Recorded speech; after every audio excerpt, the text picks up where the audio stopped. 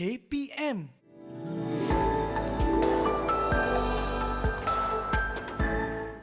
Alhamdulillah, saya dapat keputusan yang saya harapkan, iaitu 9A, 5A+, 2A solid dan 2A minus. Semuanya sebab pertolongan guru-guru saya juga. Kawan-kawan saya banyak tolong saya juga. Dengan sokongan ibu bapa. Sokongan ibu bapa tu memang penting lah dekat rumah kan. Kita nak belajar dalam keadaan yang tenang. Kan bacalah daripada buku teks. Sebab buku teks tu memang lengkap, memang padat. Baca sekali nota-nota kecil dalam kotak kat hujung muka surat tu. Lepas dah baca tu, cuba tutup. Tutup and then ulang balik dekat diri sendiri. Sambil-sambil tu boleh buat macam peta I-Think. Tapi kalau tak nak cantik-cantik pun tak apa. Just simple peta I-Think supaya kita macam boleh rujuk balik kalau kita lupa. Matematik tambahan memang soalan dia memang sukar bagi saya. Jadi saya akan mula balik daripada basics macam persamaan serentak, fungsi. Lepas tu nanti bila kita dah kukuh basics, kita insya-Allah lah boleh buat yang lagi susah. Karangan saya akan baca at least 4 karangan sebelum tidur. 2 untuk bahasa Melayu dan 2 untuk bahasa Inggeris. Saya pun pernah lalui apa yang awak semua lalui sekarang. Kena belajar di atas talian. Jangan berputus asa. Memang kena terus bersemangat sebab bila awak dah lepas duduk ke SPM tu, awak akan rasa lega dan awak akan rasa macam, oh, aku dah buat yang terbaik. So, aku tak perlu risau apa-apa. Saya doakan awak semua pun dapat keputusan yang cemerlang dalam SPM 2021. Assalamualaikum dan selamat sejahtera. Apa khabar semua anda di rumah? Saya ucapkan tahniah kepada semua adik-adik ramai ni yang telah mengambil keputusan rasmi SPM tahun 2020.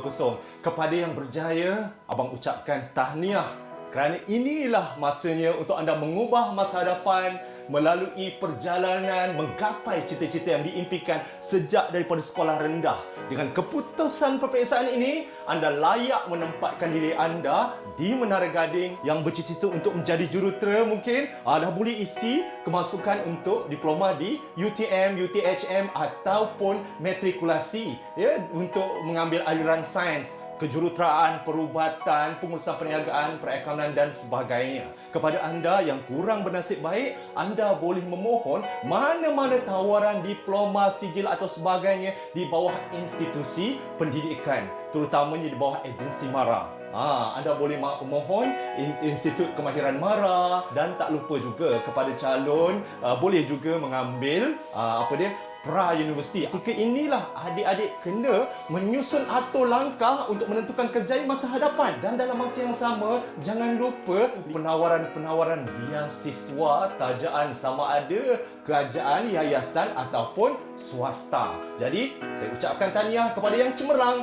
Yang kurang cemerlang, usaha lagi. Jadikan ini salah satu pengajaran untuk anda lebih berjaya. Berbagai laluan untuk anda menakluk semula kejayaan di masa depan.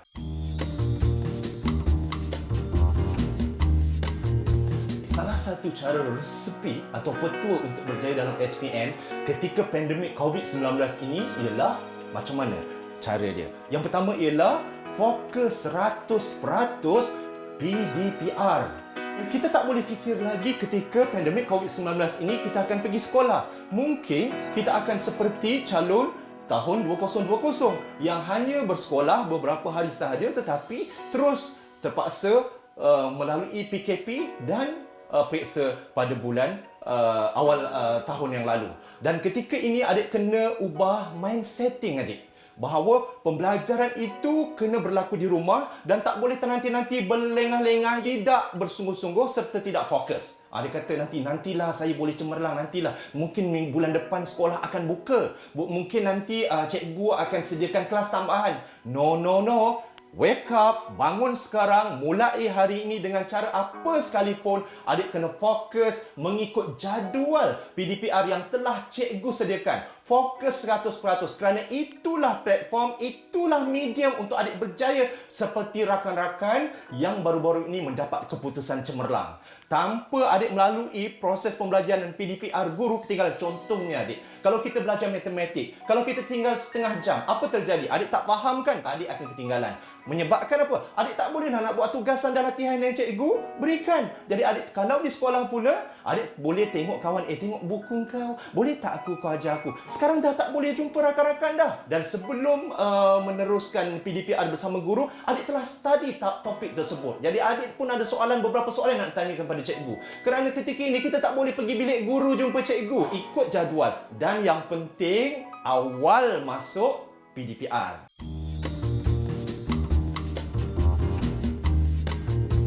Sentiasa berfikiran positif pada masa hadapan. Contoh, abang bukanlah seorang pelajar yang dilahirkan dengan keluarga yang cemerlang, gemilang dan terbilang. Atau lagi untuk melanjutkan pelajaran ke luar negara. Tapi abang sedar, abang sentiasa positif bahawa kalau aku tak ubah masa depan keluarga aku, siapa yang nak ubah? Siapa yang nak menyediakan semua kemudahan? Maka daripada rentetan itulah, daripada SPM itulah, maka saya berubah perlahan-lahan ketika itu sebelum SPM. Setiap hari kalau sebelum tu tak belajar langsung. Jadi saya ubah belajar kepada daripada sejam, 2 jam, 3 jam dan konsisten 4 jam. Alhamdulillah, walaupun tak berjaya cemerlang tetapi boleh menempatkan diri di Menara Gading. Dan dalam masa yang sama adik-adik, kita kena semak dan imbang balik semula apakah kekuatan dan kelemahan diri kita. Kita lihat kelemahan diri kita apa dia? 1, malas bangun pagi. Yang kedua, malas belajar. Yang ketiga, malas berkomunikasi dengan guru. Yang keempat, lambat masuk kelas PDPR. Ubah itu adik. Tukar kelemahan itu kepada satu penambahbaikan untuk dijadikan kekuatan. Dengan pembetulan diri adik, check and balance, semak dan imbang ini, maka adik akan berubah perlahan. Kreatifkan diri.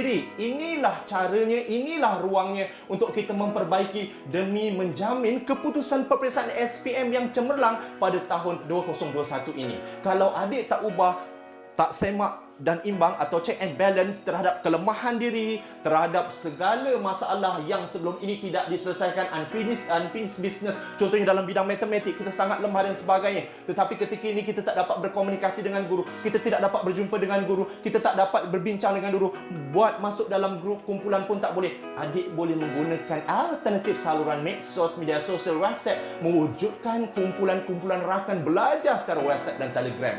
Cara ini akan dapat memberi kesan kepada adik. Sebab apa? Ketika kita berbincang, kita boleh rakamkan dan kita dengar berulang kali. Tetapi kalau kita bincang di sekolah, apa jadi? Sekali lalu kita tak rakamkan, tapi melalui media sosial, sama ada kelas dan sebagainya, adik rakam dan ingat balik. So, fokus itu sangat penting. Mentelaah mengulang kaji itu sangat penting. Harus semak dan imbang kekuatan kelemahan diri supaya kita menjadi seorang pelajar yang serba boleh, multitasking dan memperbaiki diri.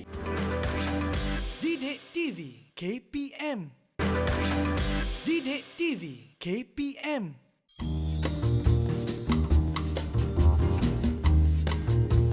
Salah satu mereka yang berjaya, tak kira siapalah Dr. Nur Amalina yang ketika ini melanjutkan pelajaran dalam bidang perubatan di United Kingdom dan telah berjaya merawat salah seorang adik Ainul yang ketumbuhan di mulut itu dan berjaya melakukan pembedahan bersama tim pakar mereka.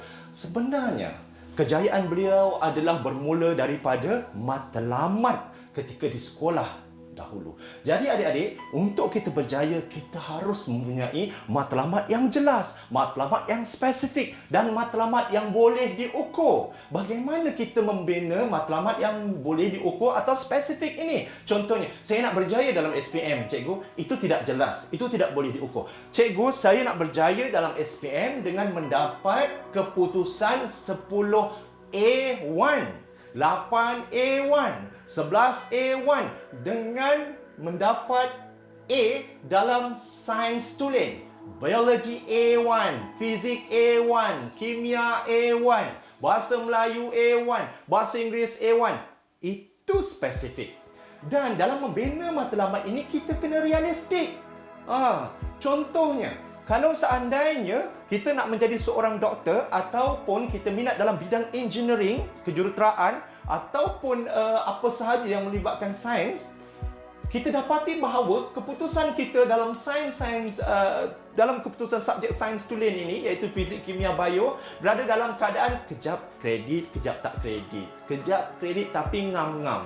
Tetapi kita nak mohon untuk bidang jurusan dalam perubatan ataupun kejuruteraan. Bagaimana caranya adik-adik? Jadi kita kena realistik dan dengan itu kita kena study bersungguh-sungguh. Kalau sebelum ini kita belajar lebih kurang 45 minit. Tetapi selepas itu kita ubah dia menjadi belajar 2 jam konsisten. Adik, SPM tak lama lagi bukan? Jadi adakah adik belajar 1 jam? Saya ingat lagi ketika saya mengajar pelajar-pelajar dulu di Felda Taib Anda. Felda Taib Anda ni tempat penyanyi Mahawi lah kan, di Kulai. Dan ketika itu saya ajar pelajar-pelajar saya untuk belajar selama sekurang-kurangnya minimum 2 jam dan maksimum lebih kurang 4 jam setiap hari.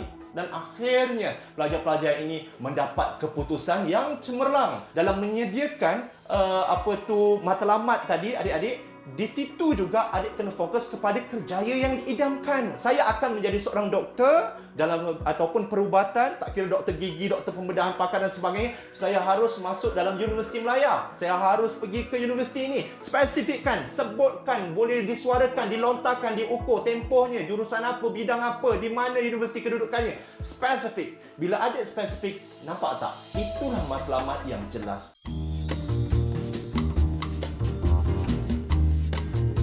Perancangan belajar yang terancang dan bijaksana sangat penting bagi calon SPM.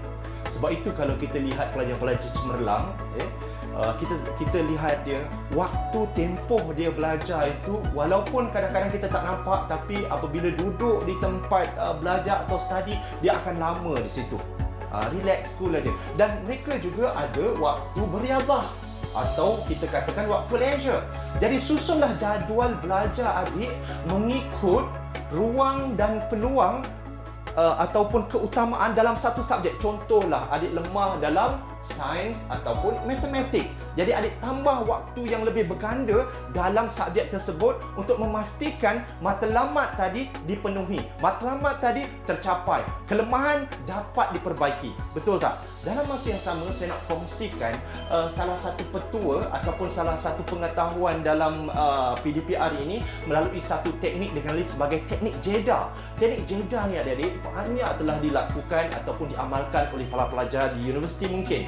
Dan dalam teknik JEDA ini yang dipopularkan oleh Profesor Marty Lockdale. Profesor Marty Lockdale ni adalah salah seorang kita katakan pakar dalam bidang psikologi memperkenalkan teknik JEDA. Dia menyatakan ketika kita belajar lebih kurang 2 jam, 3 jam, 4 jam, pada setengah jam pertama dalam 20 minit setelah kita tekun, kita belajar, kita hendaklah berhenti 5 minit untuk recharge otak kita supaya rehat, otak kita supaya berhenti seketika. Dan ketika 5 minit itu, adik jangan pegang buku ataupun semak apa-apa sahaja, tetapi 5 minit itu adik isi mungkin dengan minum, makan sikit, menyanyi, buat leisure activity sikit yang meriangkan untuk dalam tempoh 5 minit otak akan dapat rehat atau recharge balik semula. Setelah habis 5 minit, adik sambung semula pembelajaran tadi. Dan bila adik sambung semula study tadi, adik akan dapat relax. Dan kalau adik ulang kaji yang 20 minit atau 25 minit tadi, adik akan dapat mudah mengingati. Dan habis 1 jam atau setengah jam seterusnya itu, adik berhenti. Begitulah sehingga 2 jam, 3 jam atau 4 jam. Didik TV KPM. Didik TV KPM.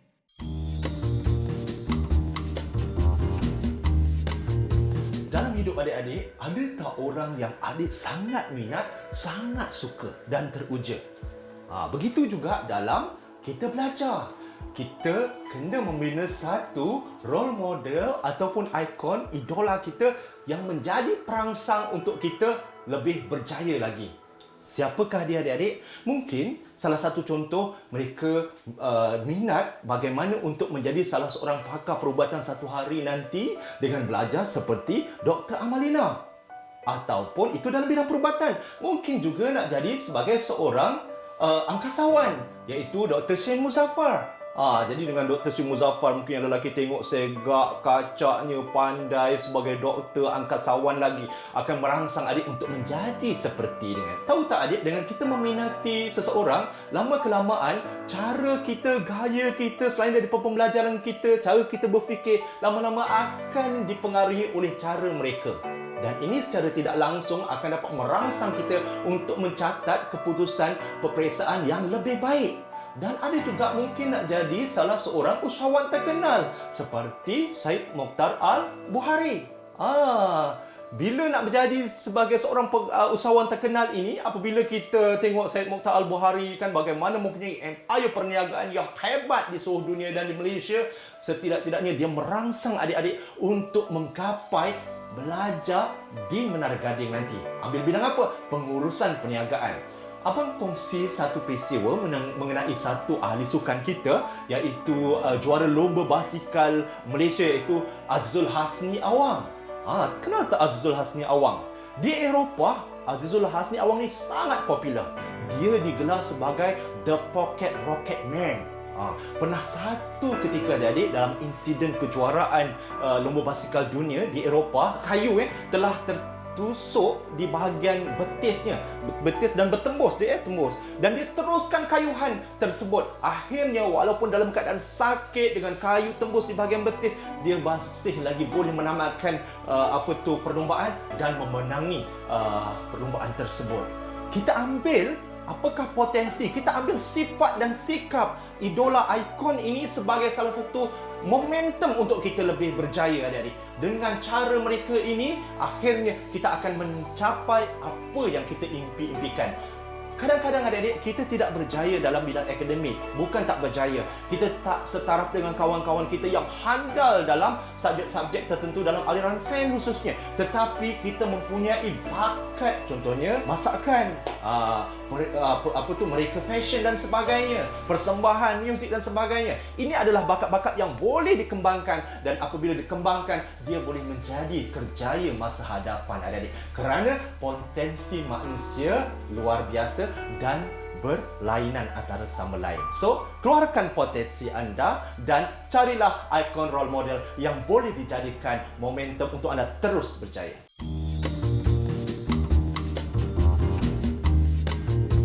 Mohon taat kepada ibu bapa kita. Walaupun kita cerdik, walaupun kita berjaya suatu hari nanti sebagai seorang usahawan ataupun engineer ataupun doktor, tetapi kalau seandainya kita tidak taat, tidak hormat kepada ibu bapa dan guru kita, ia tidak ada keberkatannya.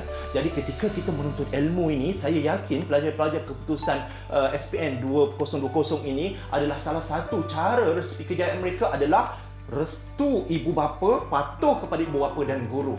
Kerana kalau tidak ada ibu bapa, boleh tak kita lahir ke dunia? Tidak boleh. Kalau tidak ada ibu bapa, boleh tak kita ambil SPM? Tak boleh. Semuanya. Dan akhirnya bila anda nak meneruskan pengajian, ibu bapalah yang menyalurkan bantuan keuangan. Gurulah yang mengucapkan tahniah atas apa yang telah anda perolehi. Bukan cikgu dapat grade, bukan cikgu dapat duit daripada anda mencipta kejayaan SPM, tetapi cukuplah berterima kasih. Sebab itu di sekolah, dalam pelajar-pelajar selepas ketika ingin mengambil SPM ataupun peperiksaan lain, kita ada program memohon restu, solat hajat dan sebagainya. Akhir sekali, kita hendaklah berdoa dan bertawakal. Memohonlah pada Allah SWT. Bagi yang bukan beragama Islam, ikut kepercayaan agama masing-masing. Dengan memohon, berdoa ini, insya-Allah adik-adik akan diberkati. Adik-adik akan diberi kekuatan dalaman spiritual ini untuk lebih berjaya. Saya doakan adik-adik akan berjaya, terutamanya kepada calon-calon SPM pada tahun ini, akan berjaya, sukses luar biasa. Walaupun belajar ketika pandemik COVID-19 ini melalui dalam talian dan PDPR bukan satu halangan untuk adik memahat kejayaan sebagai pelajar cemerlang dalam SPM 2021.